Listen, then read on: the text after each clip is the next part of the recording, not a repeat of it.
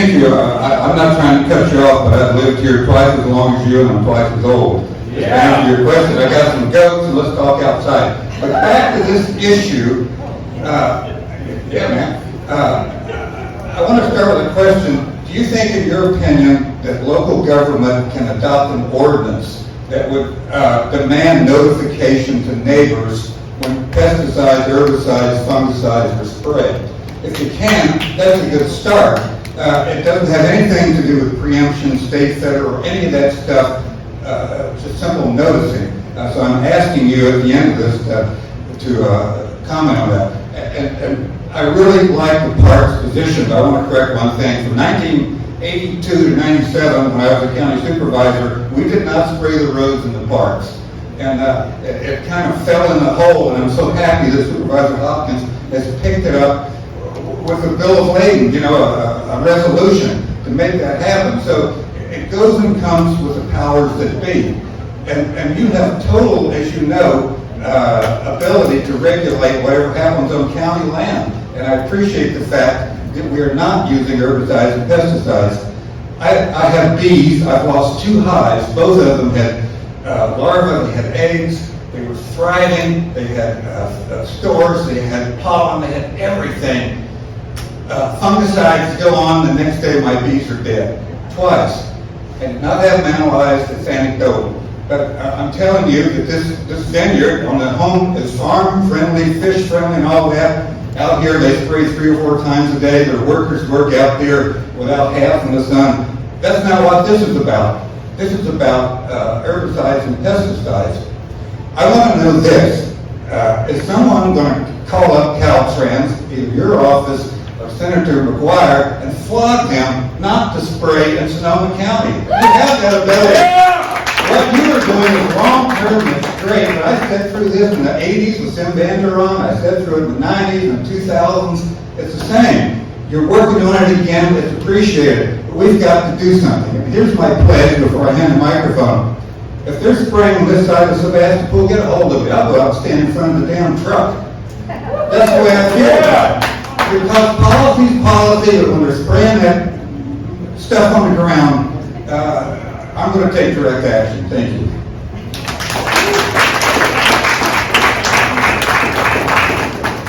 They did that in County, U.S. County. They stood in front of the trucks. And they out there and sprayed their My name is Ginger Mason. I'm president of Pesticide Free Zone. And County. I have a question about why urban and rural or agricultural use of pesticides can't be decoupled. Because the industry got in there and they got and amended the law that we live under today, which is a total asinine way of making laws. No government agency should allow those kinds of laws to be utilized and used as controlling agencies, creating agencies for the whole state, for everybody. Now we have to live under the same laws as ag industry and ag communities live under. In urban communities, it's a totally different thing. We should be able to stop people from spraying in the sidewalks and the next door. And we are not allowed to do that because pesticides are controlled from the state level. And now the federal government wants to take, the industry wants to make the federal government the preemption king of everything. So be aware of that.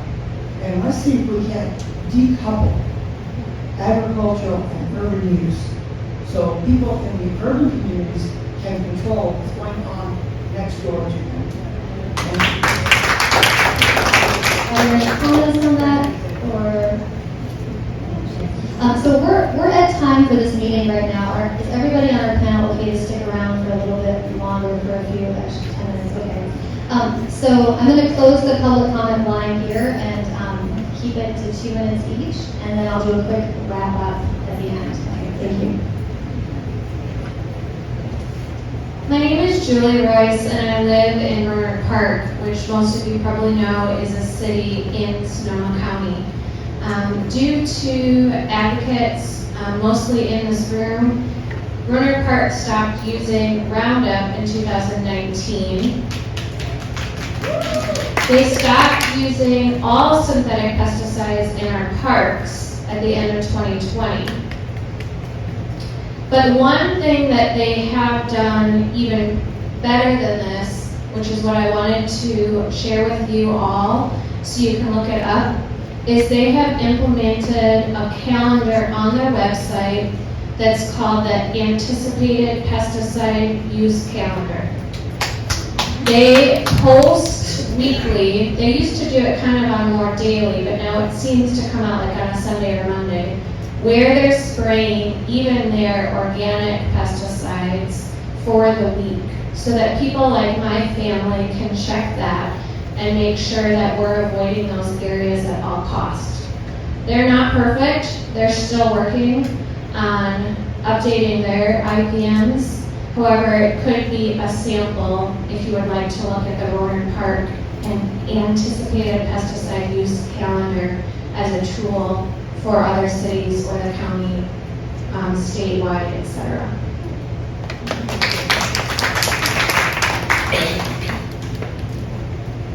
Hi, Lindsay Purcell with Facts, Families Advocating for Chemical and Toxic Safety. I'll be real quick. The guy's got a lot of time. There's a lot of moments here. We should have more time. You have to go. But I'm all for direct action. I guess I just want to talk about when something's working, how to lift that up and make it visible sooner than later, because by the time government figures out how to pay the person to do the thing, we're doing it well here. Private philanthropy, there are ways that you can make a video about what you're doing. People can follow you around. Your son can do it. This is working. This is how we do it. This is what we do. This is what they're doing in Humboldt. This is what they're doing in Mendocino. Let's lift that up. I'm thinking of Chip Osborne in Massachusetts or whatever, how he had to fly in here to teach the schools how to handle their sports facilities. He's like a national expert. That's his job. People fly him all in. You figured it out. This could be your job. You guys should pay him to teach everybody now. In the meantime, let's figure out how to lift up what you're doing ASAP, because people all over the country should know. Thank you.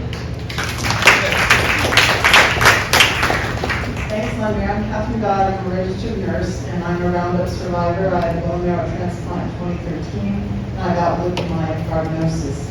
I'm part of the lawsuits against Monsanto. But more important, I want to look at this through the lens of children, and I know that we have regulations for schoolyards, but it means that you can only spray between, I think it's 6 o'clock and 6 a.m. Well, that's when farm workers go home, and it's hot, and they want to open their windows, and now we start spraying. We can't get from the farmers or the ag commissioners exactly where pesticides are being sprayed. When I open my doors in the morning and I smell something sweet, I know that that vineyard that's less than 4 blocks from my house that wasn't there when I moved there in suburban Wikia, it's not part of any city, it's the Supervisor Forest District. I know that pesticides are being sprayed or have been sprayed. I want to be notified. I want to be notified when pesticides are going to be sprayed so I can shut my doors so that I don't get exposed to glyphosate again, so that my mantle cell lymphoma, which is not curable, doesn't come back because my glyphosate levels go up again. I want schools and families and moms to know when they need to protect their kids. We need to look at this issue through the eyes of children. I echo Barb Sattler's comments. I think there are several health professionals here. There are no health professionals on the stakeholder group that DPR is looking at their new pathway from. Not one health professional. And that's a problem. And I really appreciate, Julie, that you took the bull by the horns, if we want to use an egg metaphor, and really came in after an ag commissioner who went to work for a pesticide company in Washington, D.C. And you're honest and you're genuine and you want to make it work. And we want to help you, which is why we supported the budget increase to do the monitoring. But the monitoring and the rates that have been put out are not what the farm worker communities asked for. They're not what we asked for.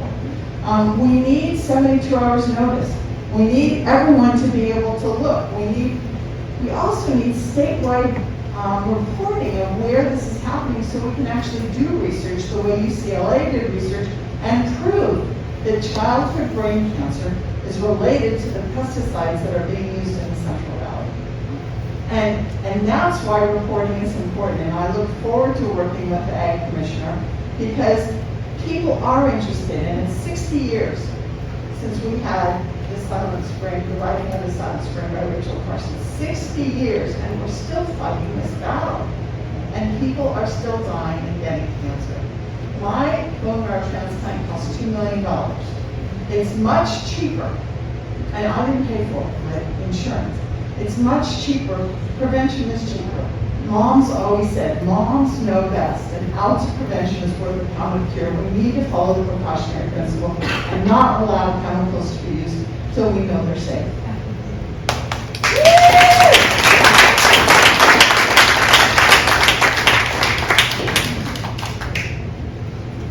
Tom Yarish.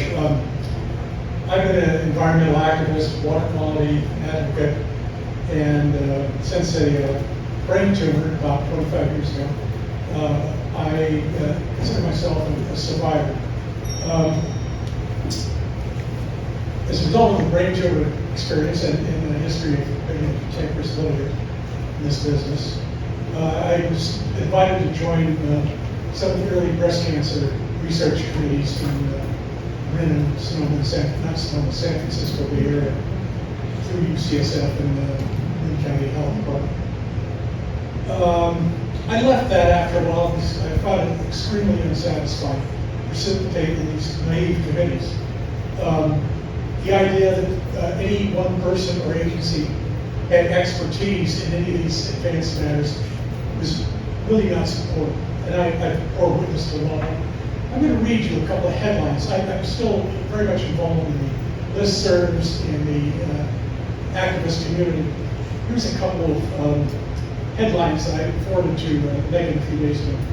Inert pesticides ingredients and failure to regulate range dangers for all U.S. residents. This is from BeyondPesticides.org. Here's another one.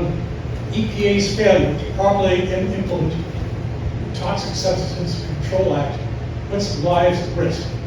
That's an overshadowing truth that covers all of the testifying we made today. Most scientists really don't know what the end results of the pesticides in their studies are. Many are discredited. Others are hounded out of the profession by the corporate industry. So, in response to the dark-skinned gentleman, he's got a point. What's needed here is a profound structural change, not just about pesticides, but the whole chemical industry and the manner in which corporate interests dominate politics. At the end of the day, the solutions are what you want, the improvements in your society, and the way we manage our affairs turns on politics. We have a really low-quality political system these days that's failing to act in those regards on our behalf.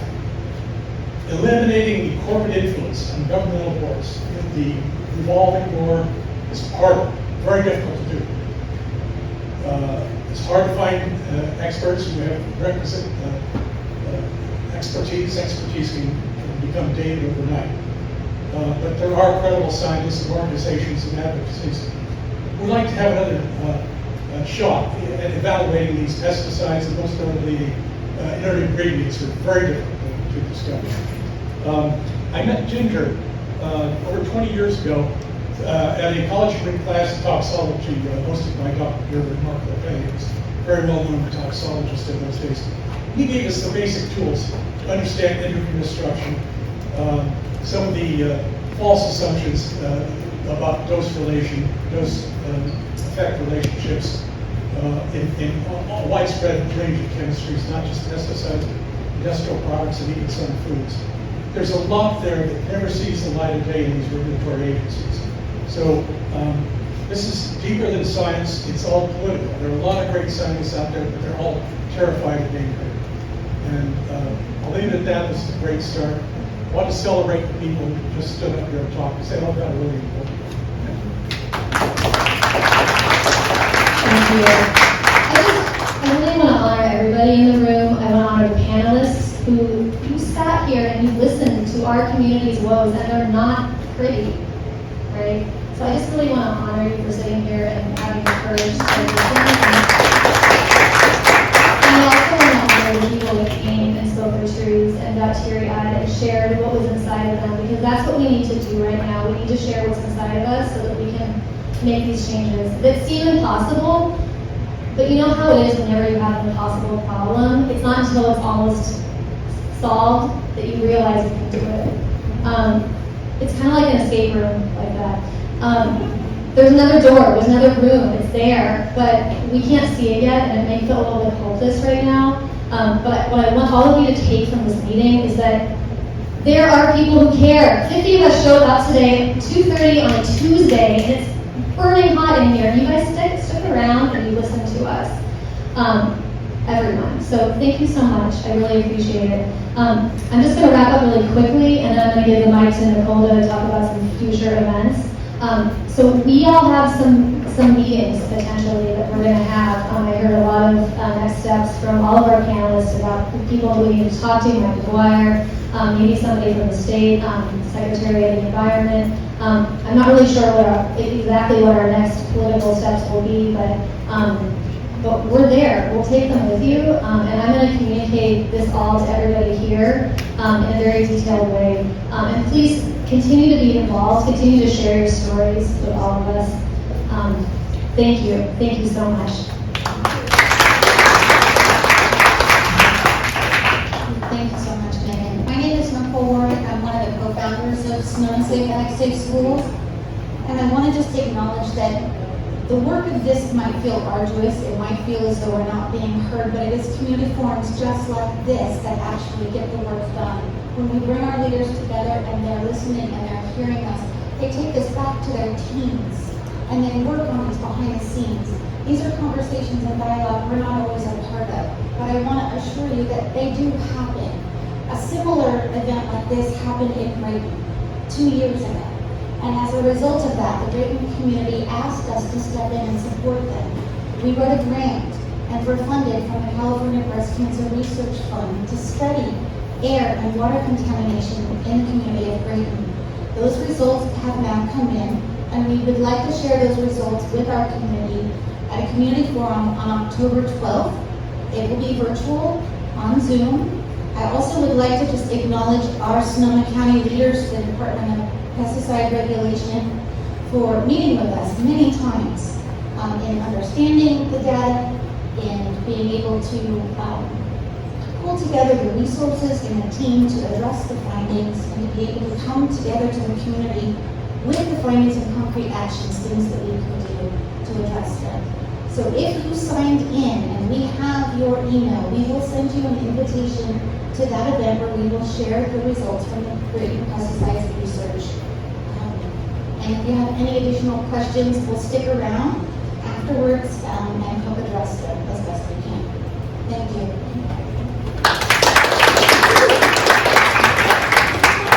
The Drayton is having a produce exchange immediately following this event where people are sharing produce and things, so if you have time to stick around and see what the bounty of the county is.